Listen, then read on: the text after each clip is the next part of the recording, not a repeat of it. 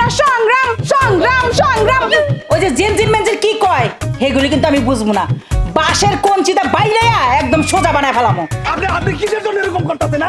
মানুষ কি করবো? বন্ধ করেন।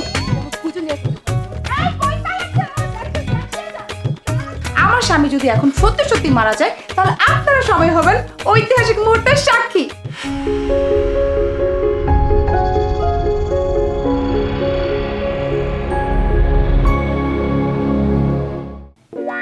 হ্যালো মাই ডিয়ার গাইস, আমি সাইমা। আমি এখন আমার স্বামীর বাড়িতে অবস্থান করছি। আমার খুবই বিপদ। আমার ফ্যাসিস্ট শ্বশুর আমার সাথে বৈষম্যমূলক আচরণ করেছে। সে আমাকে বলেছে আমাকে বাড়ির সমস্ত কাজ করতে। আমি যখন তার হুকুম না মেনেছি তখন সে আমাকে মেরে ফেলার হুমকি দিয়েছে। বন্ধুরা, তোমরা কে কোথায় আছো? তাড়াতাড়ি মালদের বাড়ি, ও সরি, জামাল কামালদের বাড়ির উঠানে চলে আসো বন্ধুরা, তাড়াতাড়ি।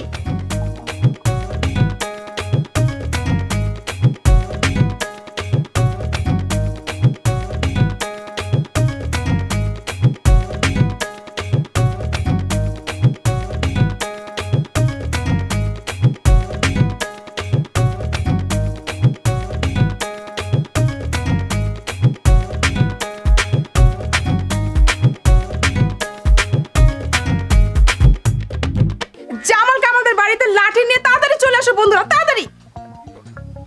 এই বৌমা, কি হচ্ছে সব? বাসায় কোনো দুর্ঘটনা ঘটছে? এত লোকজন কেন? কি হয়েছে? গাইস, এতক্ষণ আমি যে ফ্যাসিস্টের কথা বলেছিলাম, দেখুন এ হচ্ছে আমার সেই ফ্যাসিস্ট শ্বশুর।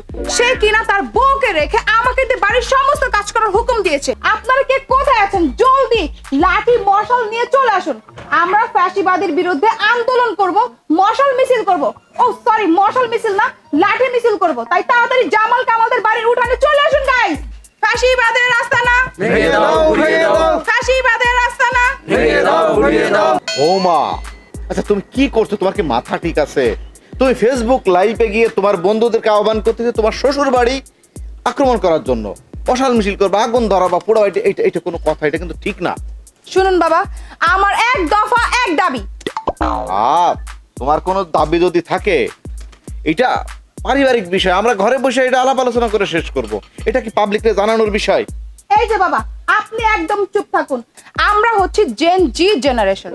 আমরা কোনো অন্যায় অপবাদ কোনো কিছু মুখ বুজে সহ্য করতে পারি না, কোনো কিছু চুপ করে দেখতে পারি না।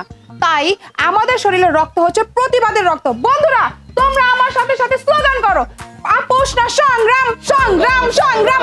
ফ্যাসিবাদের রাস্তা না, ভেঙে দাও, ঘুরিয়ে দাও। ফ্যাসিবাদের বাড়িতে আগুন দাও একসাথে। আচ্ছা বৌমা, আচ্ছা এইসব করার কি দরকার আছে? তোমার যদি কোনো দাবি দেওয়া থাকে, তোমার যদি কিছু বলার থাকে, তুমি আমারে বলতে পারো। আমি হচ্ছে তোমার শ্বশুর। শ্বশুর মানে কি? তোমার বাবার মতো।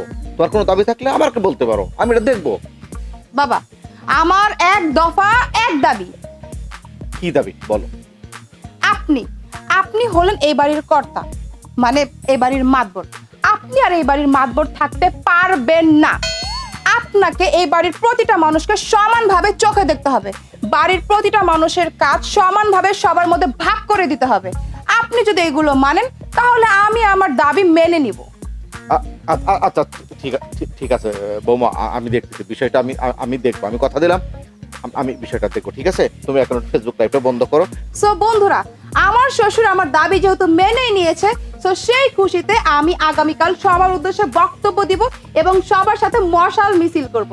আপনাদের মূল্যবান সময় আমার সাথে দেওয়ার জন্য আপনাদের অসংখ্য অসংখ্য ধন্যবাদ।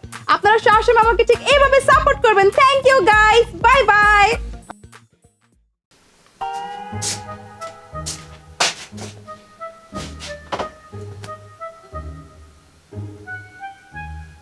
আচ্ছা, শুনলাম আজকে তুমি নাকি ফেসবুক লাইভে গেছো। ফেসবুক লাইভে গিয়ে বাসায় মানুষ নিয়ে এসে তুমি নাকি বাড়ি পুরাই দিবে। তুই শুনছো মানে কি? হ্যাঁ, আমি তোমার বউ আর তুমি কি না আমার কোনো খোঁজ খবরই রাখো না? তার মানে তোমার কথায় বোঝা যাচ্ছে তুমি আমার ফেসবুক লাইভে জয়েন করনি, তাই তো? আচ্ছা, আমার তোমার ফেসবুক লাইভে জয়েন করতে হবে কেন? আমার কি আর কোনো কাজ নেই ফেসবুক লাইভে যাওয়া ছাড়া? ভাই, আমার এই সংসার দেখতে হয়। ফেসবুক লাইভে গেলে এই সংসারে টাকা আসবে না, আর এই সংসার চলবে না। শোনো, তুমি ভুলে যেও না তুমি আমার স্বামী, আর তোমার প্রধান কাজ হচ্ছে আমাকে ফলো করা। তুমি কি না আমার ফেসবুক আইডিটাই ফলো করছো না? তুমি জানো আজকে আমি 3 মিনিট লাইভ করেছি। 3 মিনিট লাইভে প্রায় 3 লক্ষ মানুষ আমার সাথে কানেক্টিং ছিল। সবাই অ্যাংরি রিয়াক্ট করেছে, বিপ্লবী কমেন্ট করেছে, আর তারা আমার দাবির সাথে একমত প্রকাশ করেছে। আর তুমি কি না আমার স্বামী হয়েছে। যারা তোমারে ফলো করে, যারা সারাদিন তোমার ফেসবুক লাইভে থাকে, তাদের আসলে কোনো কাজ নেই, তারা পুরাপুরি অকর্ম। ভাই আমার কাজ আছে, আমার অনেক কাজ আছে। আর শোনো, আজকে তোমাকে সাফ সাফ একটা কথা বলে দিই, আমার সাথে যদি সংসার করতে হয় তোমাকে এই একটু সময় পর পর ফেসবুক লাইভে যাওয়া যাবে না। শোনো, সংসার একটা গোপনীয় বিষয়, এই গোপনীয় বিষয়ে তুমি একটু পর পর পাবলিকালি ছড়াইতে পারো না। তার মানে তুমি কি আমাকে হুমকি দিচ্ছ? হ্যাঁ, তুমি আমাকে হুমকি দিচ্ছ। তুমি হয়তো ভুলে যাচ্ছ আমি এই প্রজন্মের একজন অগ্রগামী মানুষ, আর আমাকে হুমকি দেওয়ার মজা আমি তোমাকে এক্ষুনি দেখাচ্ছি। Just wait. এই, হ্যালো গাইস, তোমরা কে কোথা থেকে আমার লাইভটি দেখছো? তোমরা যেখানে থাকো না কেন, মালদের বাড়ি, ও সরি, জামাল কামালদের বাড়িতে চলে আসো। বন্ধুরা, আমার না খুবই বিপদ, আমার জীবন নাশের উপর হুমকি আসছে। আমার মতো একজন মেধাবীকে ওরা মেরে ফেলতে চায়। এই, কি পাগলামি শুরু করছো তুমি? হ্যাঁ, তুমি কিন্তু সবকিছু বেশি বেশি করতেছো। একটা লিমিট থাকা দরকার তোমার, এর পরিণতি কিন্তু ভালো হবে না। বন্ধুরা শুনলে তো? হ্যাঁ, তোমরা কে কোথায় আছো তাড়াতাড়ি এই বাড়িতে চলে আসো। বন্ধুরা, আমার জীবন প্রদীপ যে কোনো সময় নিভে যেতে পারে, তাড়াতাড়ি আসো। তুমি থাকো তোমার এই জীবন, আমি গেলাম। কি পাগল ছাগল নিয়ে পড়ছে আল্লাহ জানে। বন্ধুরা, এই মাত্র আমার আরেকটি বিজয় অর্জিত হয়েছে। আমি তো এখন অনেক খুশি। আমার ফ্যাসিস্ট স্বামী এই মাত্র আমার রুম থেকে পালিয়েছে। বন্ধুরা শুনুন, আজকে বিকেল 4টার দিকে আমি এই খুশিতে নতুন করে বক্তব্য দিব সবার উদ্দেশ্যে। আর আপনারা আমাকে সাপোর্ট করেছেন, তাই আমি আজকে বিজয় অর্জন করতে সক্ষম হয়েছি। আমি তো অনেক বেশি এক্সাইটেড। আপনারা সবসময় আমাকে এইভাবে সাপোর্ট দিয়ে যাবেন, তাহলে আমি আরো বেশি বেশি লাইভ করবো।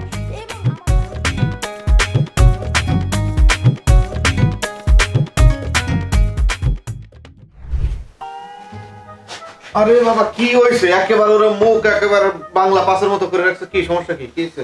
আচ্ছা, আমার একটা কথা কত, তোমার পোলা যে বিয়ে করছে, যে বউ, এটা কি বউ নাকি নেত্রী, কোনটা? আরে বাবা, কি হয়েছে খুলে না বললে আমি কিভাবে বলবো? কি হয় নাই?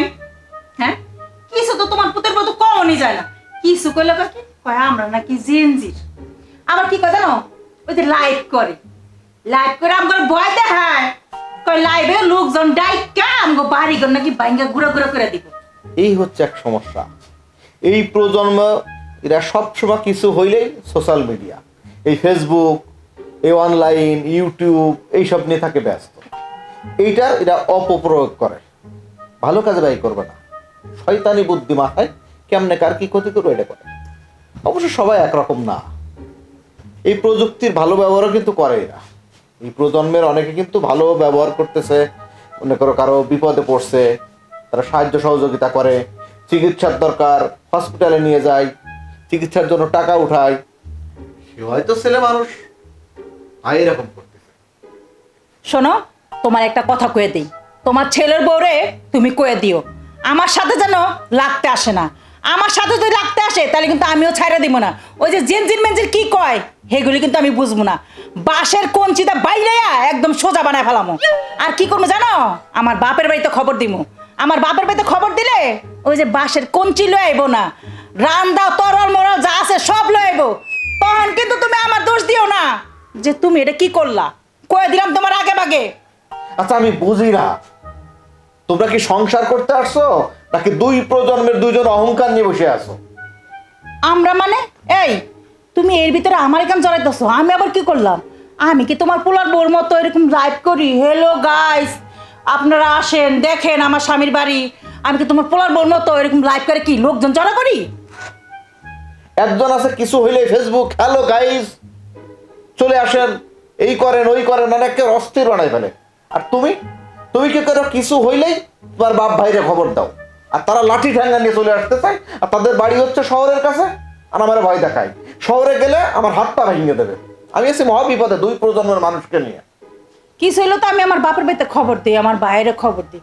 তোমার আদরের পুতের বউর মতো তো এরকম লাইভ করি না, লোকজন ডাকি না। আমি জানি তোমার আদরের পুতের বউর তো কোনো যোগ্যতা নাই, কিন্তু লাইভের ভিতরে কইতে পারে না বলে হ্যালো গাইস আমি তো রাঁধতে পারি না, আপনারা একটু আইসা আমার বাসায় একটু রান্না করে দিয়া যান, হে মরত তো নাই তোমার পুতের বউয়ের। আচ্ছা বাদ দাও তো এসব জ্ঞান জ্ঞানানি। শুনো, আমার জরুরি কাজ আছে, আমি একটু বাইরে যাবো। বাইরে যেতেছো যাও, কোনো সমস্যা নাই। তোমার ওই যে জেন জিন্না ফেঞ্জি কয়ে যাইও রাত্রেবেলা রান্নাটা যেন করে, নাইলে কিন্তু রাতে না খায় থাকতে হইব। আচ্ছা, একটা অশান্তিতে।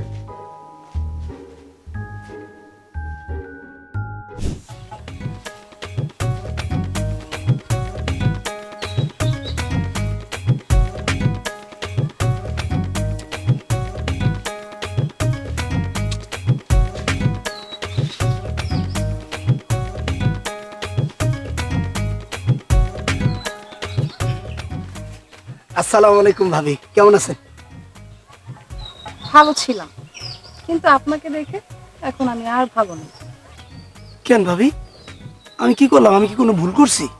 না না, ভুল আপনি করেননি, ভুল তো করেছি আমি। এই যে দেখেন, একটা অজপাড়া গ্রামে ব্যাকডেটেড সোসাইটির সাথে যে আমি বসবাস করছি, এটাই আমার জীবনের সবচেয়ে বড় ভুল। ভাবি আপনি আসলে কি কইতেছেন? আমি তো কিছুই বুঝতে পারতেছি না। বুঝবেন কি করে? বুঝতে পারলে কি আপনি আমাকে আর সালাম দিতেন? শুনুন, সালাম হচ্ছে একটা ব্যাকডেটেড শব্দ। আপনি কি ভুলে গেছেন? আজ থেকে 1500 বছর আগের একটা প্রচলিত শব্দ হচ্ছে সালাম। ভাই, এখন তো যুগ পাল্টিয়েছে, জেনারেশন পাল্টিয়েছে। এখন আমাদের কি করা উচিত? যুগ আর জেনারেশনের সাথে তাল মিলিয়ে চলা উচিত। নতুন নতুন কত শব্দ আবিষ্কার হয়েছে, আর আপনি কিনা সেই ব্যাকডেটের আমলে পড়ে আছেন। শুনুন, আমাদের মডার্ন হতে হবে। এখন আপনি মনে করেন সকালে, দুপুরে, রাতে, বিকেলে যদি একই শব্দ ব্যবহার করেন, তাহলে তো মানুষ আপনাকে খ্যাত বলবে। কি শব্দ ব্যবহার করব ভাবি? কি করতে হবে আমি আছি না, আপনাকে বলে দিচ্ছি। শুনুন, আমরা কি করি? সকালে ঘুম থেকে উঠলে বলি গুড মর্নিং, দুপুরে কি বলি গুড আফটারনুন, সন্ধ্যায় গুড ইভিনিং, আর রাতে যখন আমরা ঘুমোতে যাই গুড নাইট। এভাবে বলতে হবে, বুঝতে পেরেছেন? মাথায় কিছু ঢুকেছে? অনেক কিছু ঢুকছে ভাবি, কিন্তু আমি কোনো অপরাধ করি নাই। আমি আপনাকে সালাম দিছি। সালাম দেওয়াটা এটা একটা সোয়াবের কাজ, সমাজের রীতিনীতি বলেও তো একটা ব্যাপার আছে। আপনার সাথে আমার দেখা হয়েছে, আপনি একজন মুসলমান, আমি একজন মুসলমান, আমি আপনাকে সালাম দিছি, আপনি সুন্দর মতো সালামের উত্তর নেবেন। তাছাড়া ভাবি, আপনারা আমি খুব সম্মান করতে চাই, ভাবি হিসেবে আমি আপনার দেবর। কিন্তু আপনি কি ধরনের ড্রেস আপ পরেন, আবার তাছাড়া কি করেন? আপনি হলো ফেসবুক লাইভে চলে যান, যাইয়া কারণ জামালের বাড়ি, কামালের বাড়ি এগুলা যে বলেন, জামাল হইতেছে আপনার শ্বশুর, তার আপনি সম্মান দিয়ে কথা বলবেন। সম্মান না দিয়ে আপনি এইভাবে অপমান করেন, এটা মানুষ কি বলে? এটার অপমান করা হইতেছে না? এটা ঠিক না ভাবি। মানুষকে সম্মান করতে শেখেন, সমাজের রীতিনীতি মেনে চলেন, দেখবেন সবাই আপনাকে ভালো বলবে। আর এইসব ড্রেস পরেন না, কেমন দেখা যায়? এই, আপনি আমাকে জ্ঞান দিচ্ছেন? হ্যাঁ, আপনার কি মনে হয় আমার কি আপনার থেকে জ্ঞান কম আছে? আপনি আমাকে জ্ঞান কেন দিলেন? আরে আমি কিসের জ্ঞান দিলাম? আমি সমাজের রীতিনীতি, স্বভাব চরিত্র এই সব বিষয়ে আপনার একটু বোঝানোর চেষ্টা করছি। সেটা উচিত না? আপনি তো মনে হয় ভালো ফ্যামিলি থেকে আসেন নাই। আপনি কেমন জানি, আপনার লগে কথা কইতে কেমন জানি আমার লজ্জা লাগতেছে। এই, তুই আমাকে সামাজিক রীতিনীতি শিখাবি, তাই না? দাঁড়া, জ্ঞান আমি তোকে শিখাচ্ছি। এক্ষুনি আমি ফেসবুক লাইভে যাব এবং আমার গাইজদেরকে প্রমাণ করব যে আমার পাশে একজন মহাজ্ঞানী দাঁড়িয়ে আছে। এই তুই তুকারি করবেন না কইলাম। আপনি কি লাইভ করেন দেখি, করেন করেন। হ্যালো গাইস, আমি সাইমা। আপনারা কে কোথা থেকে আমার লাইভটি দেখছেন অবশ্যই কমেন্ট করে জানাবেন। দেখুন, আমার পিছনে একজন মহাজ্ঞানী লোক দাঁড়িয়ে আছে, যার কিনা অনেক জ্ঞানের ভান্ডার। সে আমাকে এত জ্ঞান দিচ্ছে যে তার জ্ঞান আমি নিতে নিতে ক্লান্ত হয়ে গিয়েছি গাইস। আরে আমি কিসের জ্ঞান দিছি আপনারে? আমি জ্ঞান দিতেছি না, আমি কইতেছি যে একটা সমাজের ব্যাপার তো আছে। এই যে ভাই, আপনারা এইগুলা এই লাইভ বন্ধ করেন। এই গাইস, দেখলেন তো সে এখনো জ্ঞান। আরে লাইভ আপনি বন্ধ করেন, এই সব লাইভ বন্ধ করেন। এই, কোন লাইভ বন্ধ করব না। আপনি- আমার গাইসদের আসল জ্ঞান দিতে। এই গাইস, এ তো পালাচ্ছে। তবে গাইস, কোনো সমস্যা নেই, পালালে তো কি হয়েছে? এই আপনি কিসের জন্য এরকম করতেছেন? না মানুষ কি করবো? বন্ধ করেন। দেখছেন গাইস, দেখছেন, কোনো সমস্যা নেই, আমি খুঁজে নিয়ে আসতেছি। এই কই পালাচ্ছে? আমার গাইসদের জ্ঞান দিয়ে দাও।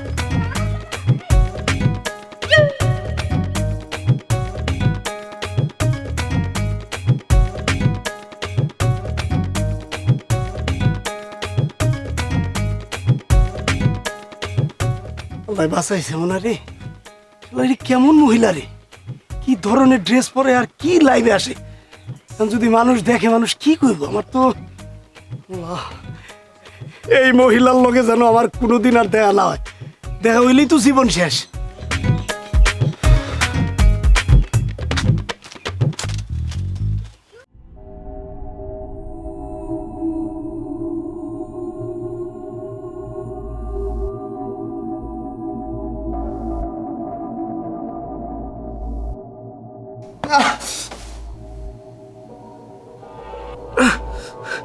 এই তুমি একটু আব্বু আমাকে ডাক দাও তো, আমাকে এখনই হসপিটালে নিয়ে যেতে বলো, তাড়াতাড়ি করো না। এই তুমি কথায় কথায় তোমার আম্মু আব্বুকে ডাকতে কেন বলো? হ্যাঁ, তোমার বাবা কি ডাক্তার যে এসে তোমার একটা ব্যবস্থা করবে? ওয়েট করো, আমি এক্ষুনি ফেসবুক লাইভে ঢুকছি, দেখি কিছু একটা করা যায় কিনা। আরে এখন ফেসবুক লাইভে কি করবে তুমি? আমার প্রচন্ড ব্যথা করতেছে, আমি নিঃশ্বাস নিতে পারতেছি না। তুমি আব্বু আমাকে ডাক দাও। ছেলে তো বেশি কথা বলে।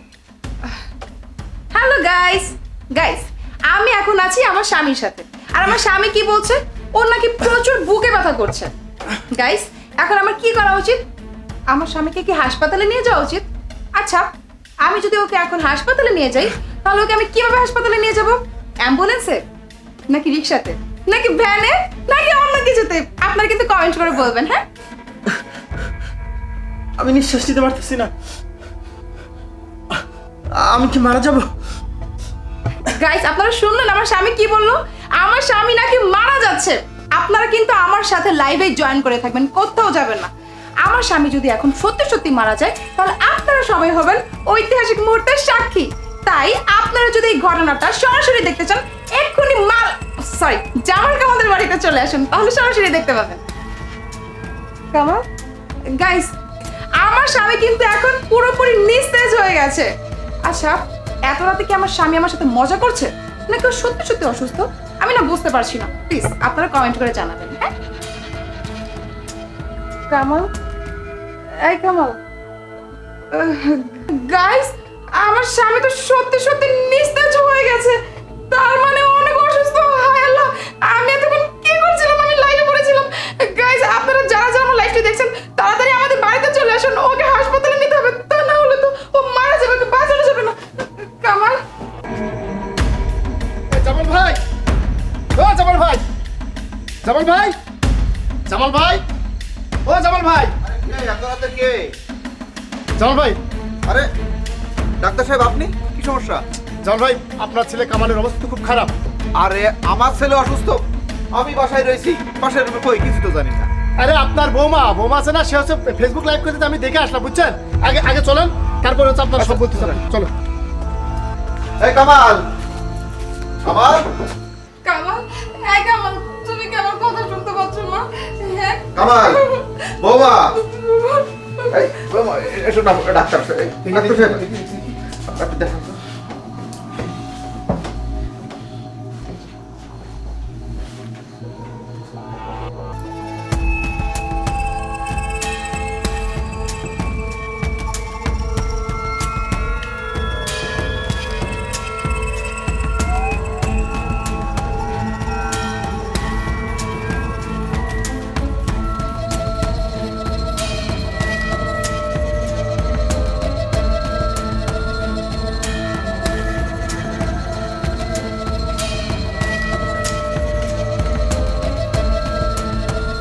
পড়ে গিয়েছিল নাকি?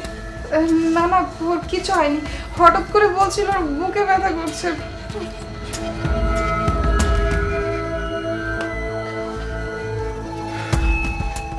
মনে মনে যেটা ভাবছিলাম সেটাই, তবে সমস্যা নেই, সে এখন আউট অফ ডেঞ্জার,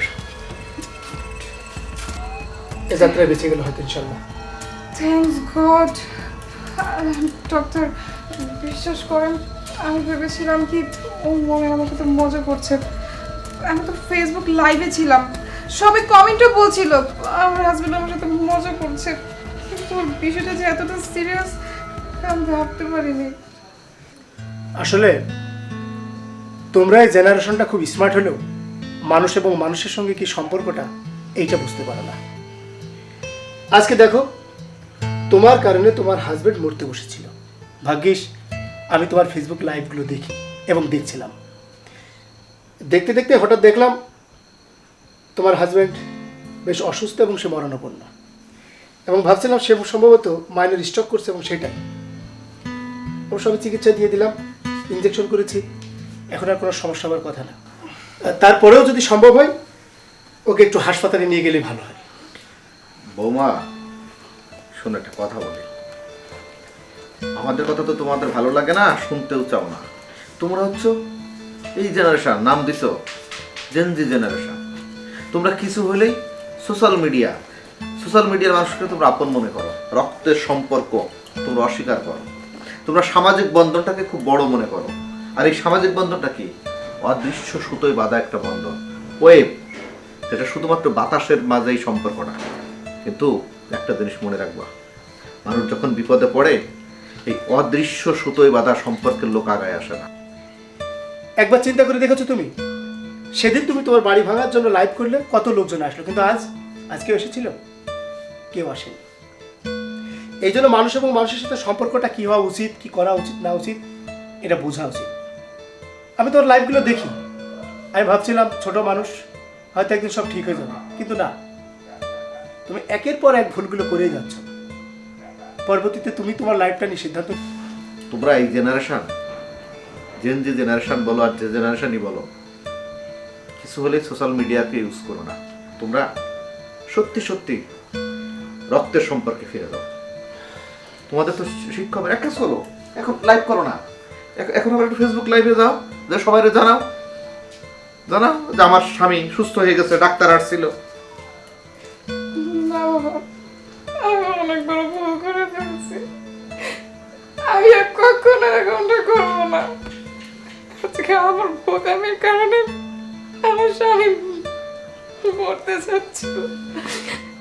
বাবা, আপনারা আমাকে ক্ষমা করে দিবেন। আমি ঠিক আছে। আপনাদের সাথে অনেক বড় অন্যায় কাজ করেছি। তুমি যখন তোমার ভুল বুঝতে পারছো, আশা করি তোমাকে দেখে অনেকেই ভুল বুঝতে পারবে। ডাক্তার সাহেব চলো, ডাক্তার তুমি ওর কাছে থাকো, আমি সকালে হসপিটালে নেওয়ার ব্যবস্থা করবো। হ্যাঁ, চলো, তুমি এখানে থাকো, আমি ডাক্তারকে পৌঁছে দিয়ে আসি। কথা দিচ্ছি, আজকের পর থেকে আমি চেঞ্জি বই থাকবো না। আমি সংসার একটা লক্ষ্মী বই থাকবো।